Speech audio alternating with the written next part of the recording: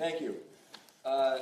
Sorry, you kind of stole my opening line, except you didn't start early enough. You don't have to wait for another month to Passover. Today is the fast of Esther. Those of you who remember the book of Esther, of course, because this is the day that we fast in kind of remembering and in solidarity with Esther, who, before she went to King Ahasuerus, fasted for 3 days.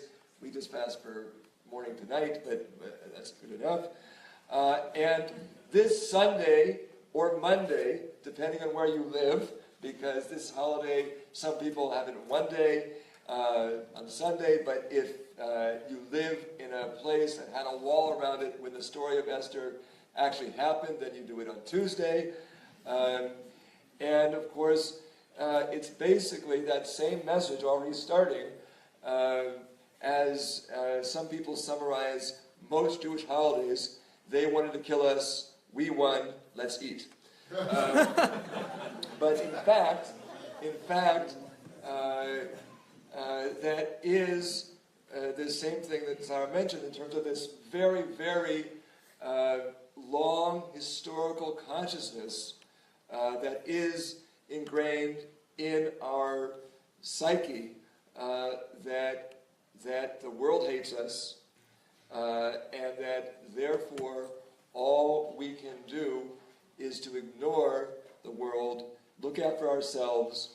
The basic narrative of Zionism is that after 2,000 years of statelessness and homelessness, which was the direct cause for oppression of Jews, that we needed to have, again, control of our own destiny. Something which myself as a Zionist, I, to some degree, identify with. Although it's a little bit more complicated than that, of course. That, if we want to talk specifically about religious extremism, and I would also agree with the idea that we are a people and not just a religion, when the state of Israel was created, we added into our prayers, we'd been praying for 2,000 years to return to our homeland,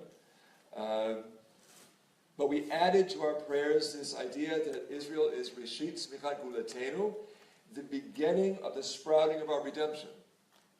And many people did see this as God's hand in history. And my wife, she remembers in 1967 huddling in a bomb shelter.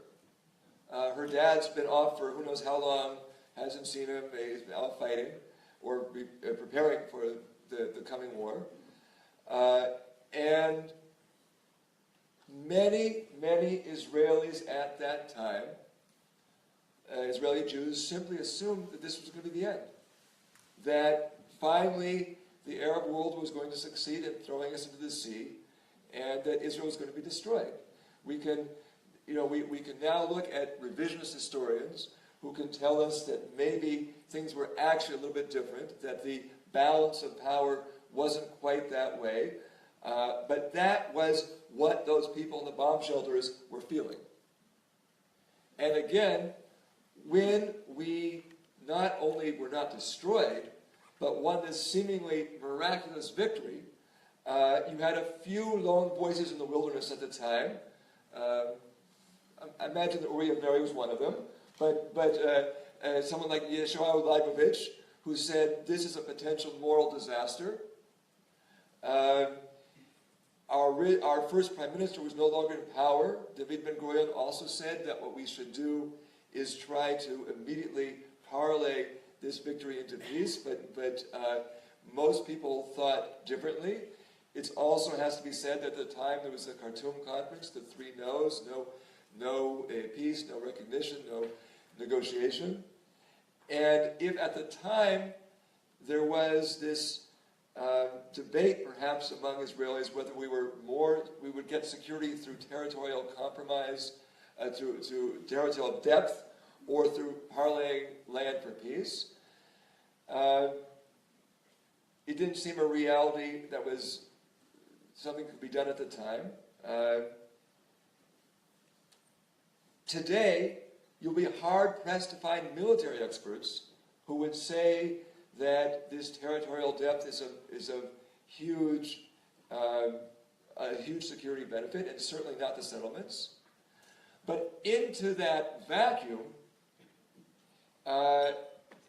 has come the forces that were unleashed by that miraculous victory of 67, because people who were religious, and it is sadly true, I must say as a rabbi, that today the vanguard of the extremists, and I would agree that it's much broader and wider than that, but the vanguard is coming from religious circles.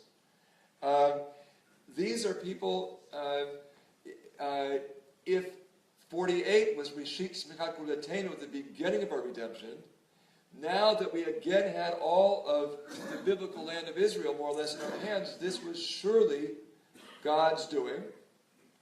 And to reject that gift, to return land, that would be kind of like slapping God in the face. And it would be a sinful thing to do. And rather, the religious command was therefore to redeem and occupy and fill the land by any means possible.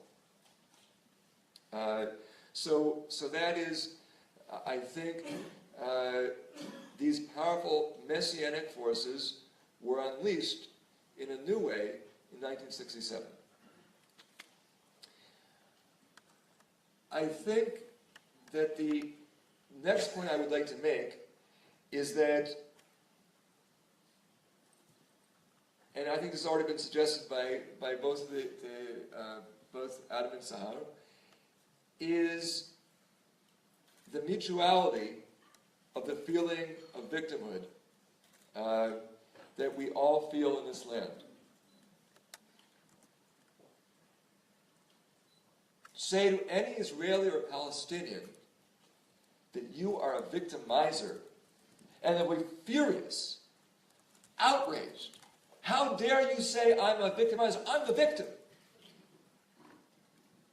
You know, there was a late 19th, early 20th century Rabbi Tamarat, who, getting back to the Passover story, said that the reason why the children of Israel had to stay in their homes when the angel of death passed over Egypt is because even when your cause is just, any contact with violence corrupts, and that the difference between being a victim and a victimizer can be less than a hair's breadth, and sometimes we can be both at the same time. But when we are all so ensconced in our holy victimhood, it is hard to get beyond that situation. Once I saw an amazing little play that was like a game show with Israelis and Palestinians, each trying to score points by showing who had suffered the most. And that, unfortunately, is very deep in the psychology of how sometimes we think that the world will understand us and support us if we just can show our victimhood.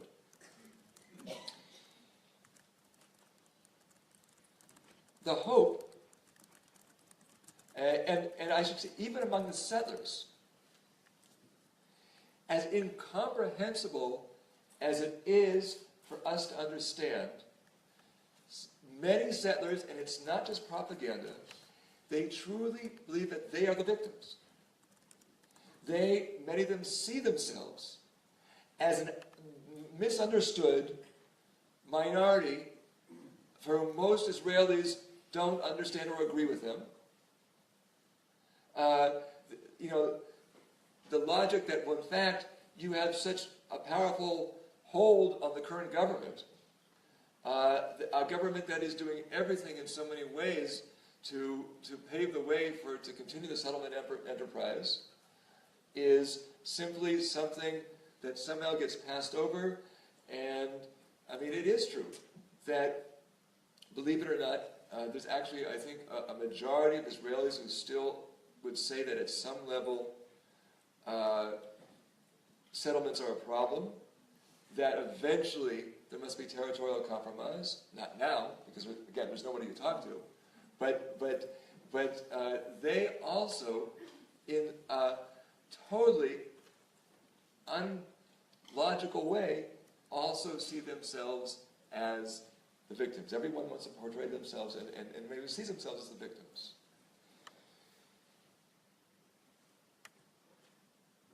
The hope is, I would just offer two or three points that point to some possibility of hope. The first is, and if Camp David has also already been discussed,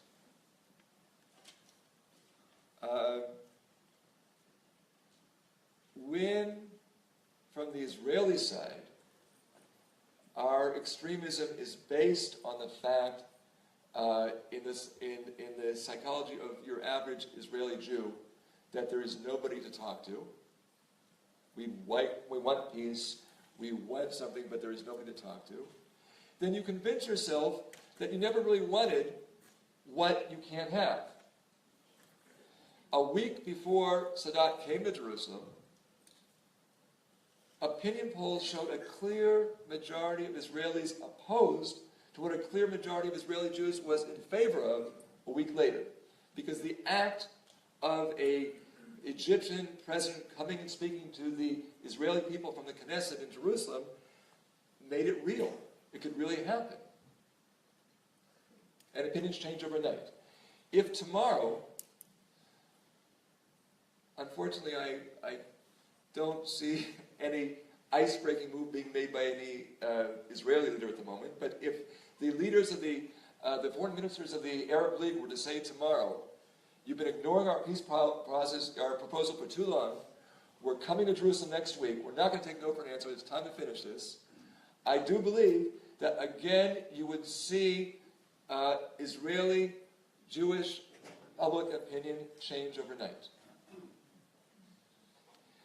Another piece of hope is that, unlike what we saw recently in the statistics in the United States, at least, of what percentage of people get their information from fake news versus something closer. I won't say that traditional news outlets always tell the truth either, but a little bit closer to something that approaches the truth. Facts do still count for something here. And so, for example, as some of the people that were on tour with me yesterday know, we did some public opinion polls. In 2013, 90% of Israeli Jews subscribed to the idea that the Bedouin are taking over the Negev. So we said, let's unpack that. What does that mean? So 70% thought that the Bedouin want 25% or more of the Negev. The meeting was that they wanted 43.9%. Other than the people that heard me yesterday, if all the outstanding Bedouin land claims were to be recognized and honored, what percentage of the Negev are we talking about? Anyone want to guess? 10. A little bit more than 2, less than 10, 5.4%. And your average Israeli Jew said, we're not sure we believe you, because that's not what we heard in the media. But if that's true, well, that sounds fair. We repeated that with even greater, more serious and larger study in my former organization this last April.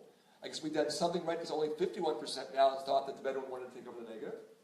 But again, when you expose people to the facts, people said, well, that sounds fair. You had a clear majority of Israelis that said, we should be fair to the Bedouin, we should not be moving people from their villages by force, we should be recognizing villages. In other words, as is often true in history, I mean, you can't ignore the fact that many of these people voted for the parties that are now running our country, but that the average, the populace, is much less extreme, much more desirous of being fair, of being just, of being decent, than the government of Israel at this point. And even when you hear the thing that I wish I could still believe, but I can't anymore, that we have the most power, we have the most moral army in the world, it's not just propaganda. People really believe it because that's what they want to believe. That's what they aspire to. And that's what says to me that my job isn't just rubbing the nose of the naughty puppy in the mess they made, but holding up a mirror and saying, I know that you are good people who want to be just, but it's time for a reality check.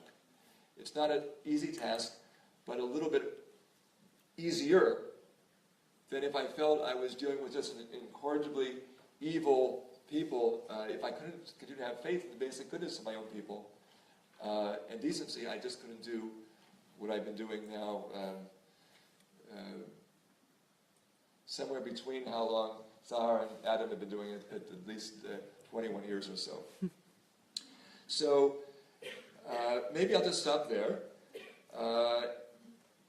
I think that, but the last point of hope is that we can make a difference. You can make a difference.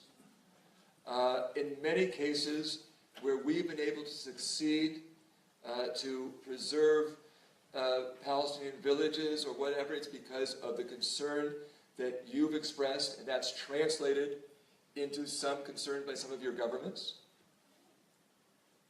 And the fact is that when any of us go and we stand in front of a bulldozer, or we help rebuild a home, or we defend a Palestinian or Israeli Arab rights in different kinds of ways, and I think everyone here has the same experiences where people say, our children have to meet you.